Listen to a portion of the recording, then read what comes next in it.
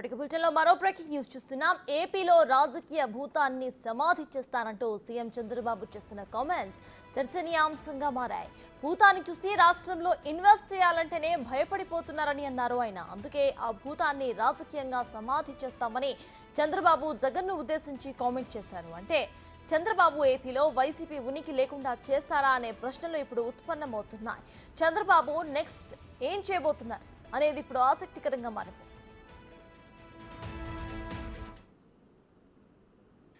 Everything మేము information తెప్పించుకుంటాం. అదే సమయంలో ఆరోపణలు చేస్తారా, కమిటీలు వేస్తారా, ఎంక్వైరీలు వేసేస్తారా, ఎవరు ఇన్వెస్ట్మెంట్ లేకుండా చేసేస్తారా మీరంటే దానికి సమాధానం లేదు. కాదు, ఇప్పటికే ఈ రాష్ట్రంలో ఒక భూతం ఉందని ఎవడు రావాలంటే భయపడుతున్నారు.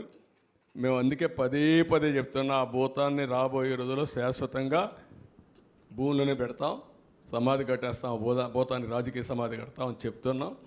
అలాంటి చెప్పినప్పుడు మీరు కూడా ఇమీడియట్గా ఎంక్వైరీ చేసేస్తారా, లేదంటే ఇంకోటి చేసేస్తారంటే ఎవరు రారు రాష్ట్రానికి. మనం ఒక పద్ధతి ఉంది, ప్రజాస్వామ్యంలో ఉన్నాం. ఒక పక్క చట్టాలు ఉన్నాయి, కోర్టులు ఉన్నాయి, ఒక పక్క మనం ఉన్నాం. అందుకే అమరావతిని ఏం చేశాడు, ఒక అగ్రిమెంట్ చేశాం అమరావతిలో. అగ్రిమెంట్ ఏంటి, రైతులు సిఆర్డీఏ రాజధాని ఇద్దరు కలిసి సిఆర్డీఏ కలిసి ఒక మ్యూచువల్ అగ్రిమెంట్కి వచ్చారు. మేము భూమి ఇస్తాం, తిరిగి మాకు మీరు ఇవ్వాలని ఒక అగ్రిమెంట్కి వచ్చారు. ఆ అగ్రిమెంట్ చెల్లదు, నేను 3 రాజధానులు పెడతాను పెట్టాడు. ఏమైంది, సుప్రీంకోర్టుకు పోయాడు, 5 ఏళ్ళు అయిపోయింది, 3 రాజధానులు రాలేదు, ఉండే రాజధాని పోయింది. కొండ 4 మంది వేస్తే ఉండే 4 ఊడిపోయింది. అదే అతను చేసిన పని. దానివల్ల ఎంత నష్టం వచ్చింది, లక్షల కోట్ల రూపాయలు నష్టం వచ్చింది. లక్షల కోట్ల రూపాయలు ప్రజాధనం ఆవిరైపోయింది. అందుకే నేను చెప్పాను, తిక్కలోడు సంతకు పోతే ఏమవుతుందని. అదే జరిగింది, తిరునాళ్ళకి పోతాయి. మీరు కూడా నన్ను ఎమోషనల్గా డిస్టర్బ్ చేయాలి, మీరు అది చేసేస్తారా. మీరు 5 ఏళ్ళు ప్రెస్ కాన్ఫరెన్సే చూడాల, మీరు మాట్లాడుతున్నారు దగ్గరికి వచ్చి మళ్ళా.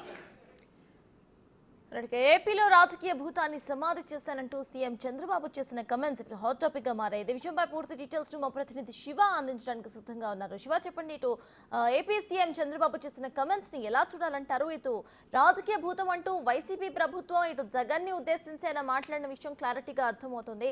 మరి ఆయన ప్లాన్ నెక్స్ట్ ఎలా ఉండబోతోంది అనేది మనం ఊహించవచ్చు అంటారా? ఖచ్చితంగా సత్తాజ్, ఆంధ్రప్రదేశ్లో గత ప్రభుత్వం చేసిన విధ్వంసాలు, అరాచకాలు అన్నీ ఇన్ని కావు.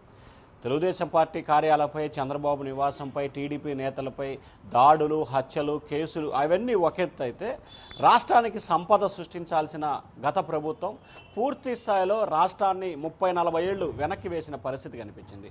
ఇప్పటి వరకు ఆంధ్రప్రదేశ్లో అన్ని రంగాలు వెనకబడిపోయాయనేది తెలుగుదేశం చెప్తున్న బలమైన వాదన.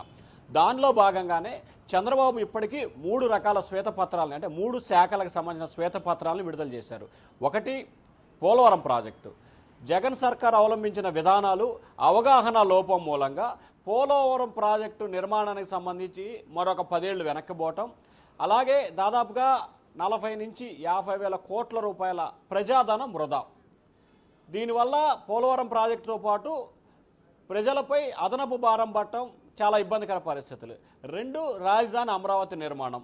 స్వచ్ఛందంగా రైతులు భూములు ఇవ్వటం, వారికి ఏదైతే కౌలు ఇవ్వకపోవటం, రాజధానిలో ఏదైతే 70 నుంచి 90% పూర్తయిన భవనాల్ని వదిలివేయటం, అక్కడ నిర్మాణ పనులు ఆపివేయటం, 3 రాజధానుల పేర్లతో కొత్తగా మరొక అంశాన్ని దాటంతో రాజధాని నిర్మాణంలో 1,00,000 కోట్ల రూపాయల పైగా నష్టం వాటిల్లిందనేది చంద్రబాబు చెప్తున్న ఆరోపణ. తాజాగా